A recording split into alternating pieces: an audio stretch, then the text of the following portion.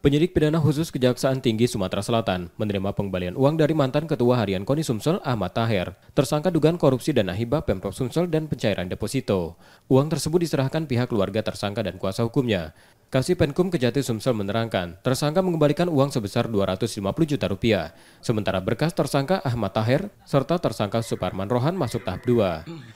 Hari ini sudah dilakukan tahap 2 ya, atau yang disebut dengan pelimpahan tersangka dan barang bukti untuk dua tersangka, yaitu tersangka SR dan AT. Gitu.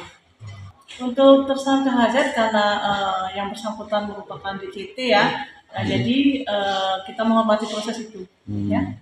Untuk tersangka Hendri Zainuddin, berkas perkara masih dipending penyidik karena terdaftar sebagai calon legislatif. Yudi Kiswanto, Kompas TV, Palembang, Sumatera Selatan.